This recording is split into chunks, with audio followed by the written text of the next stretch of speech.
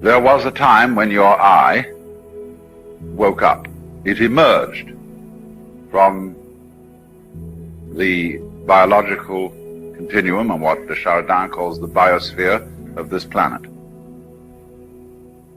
And you don't remember having been here before, at least not in the ordinary way. That is as surprising and as inconceivable an event as ceasing to be and without any apparent prospect of being again.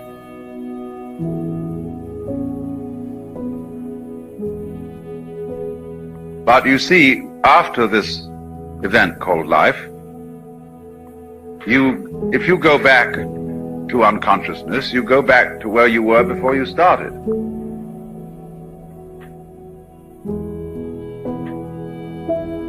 And since there can't be any experience of non-experience, obviously, any next I that comes up, and all, in fact, next I's that come up, are you. Only since I is an experience of centrality, you don't experience yourself as multi-centered. You experience yourself as a particular center. Because the universe, although it is multi-centered, each center is experienced uniquely. So what you might roughly expect is this, that after you die, the next thing you know is that you are without the slightest memory of whatever happened before. You repeat the same sort of experience as you had when you were born. As if somebody else being born. There has to be someone around.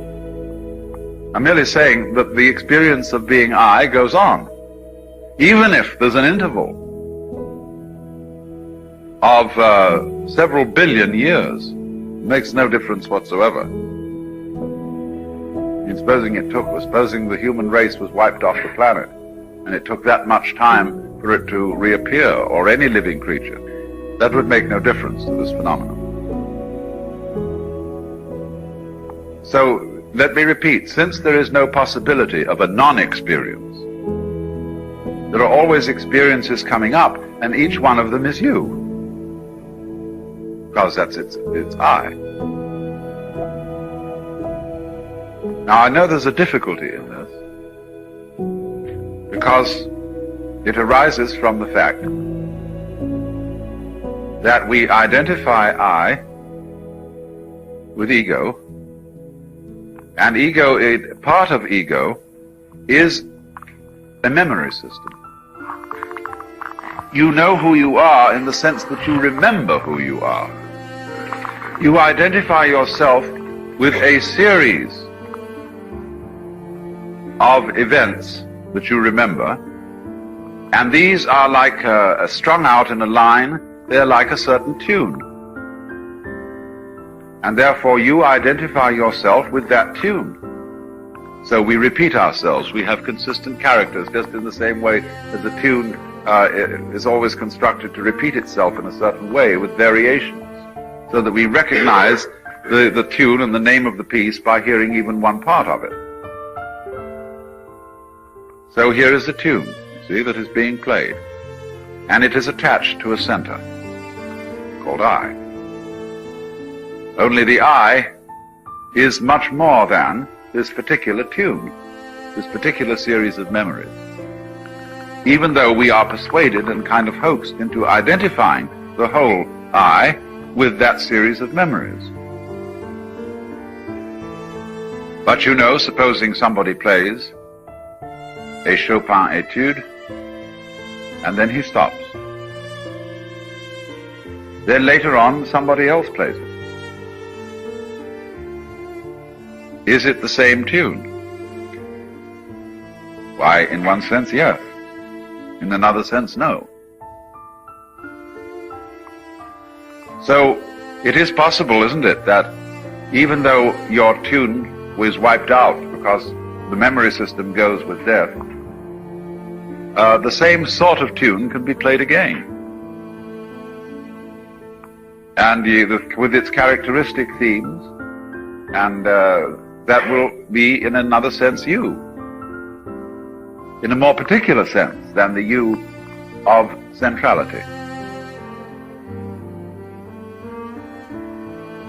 In Buddhism, there has never been the idea that rebirth or reincarnation involves the transmigration of a specific soul, because all schools of Buddhism are agreed on the idea that the individual self or soul is an illusion, in Maya.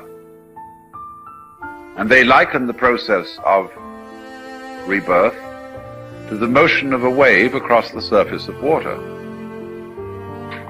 Actually, the motion is illusory.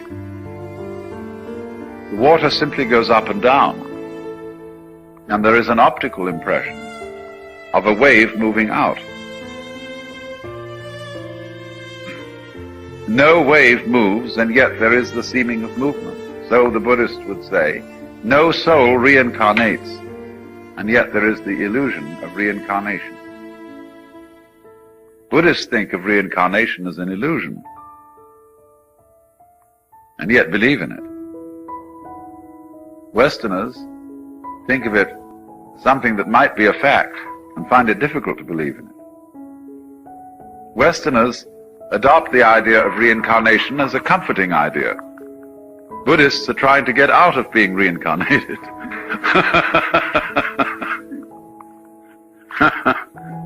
It's very funny.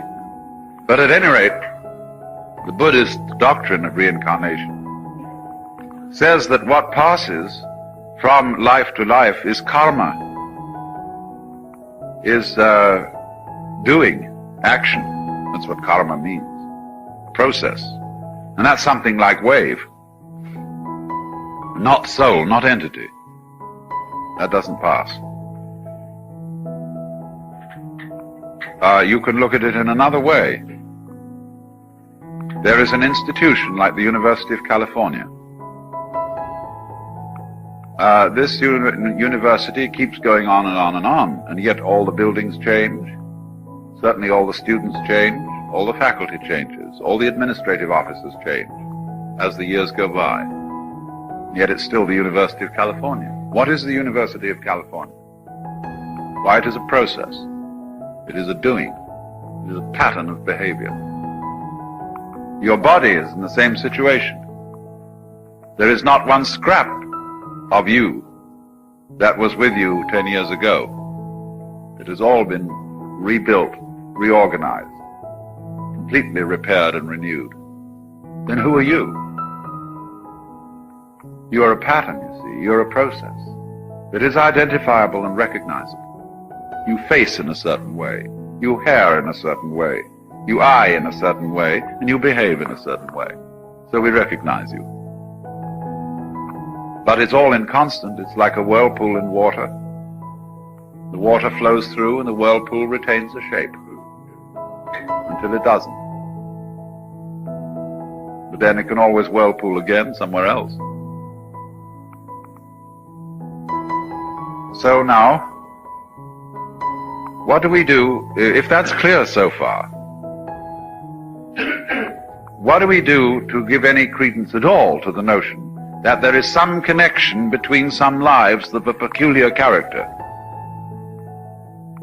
That we could take a life lived between the years of 1500 and 1580 and look at that, and then see another life lived between 1700 and 1792 and say, ye gods, there's no getting away from it, but that the latter is a continuation of the former.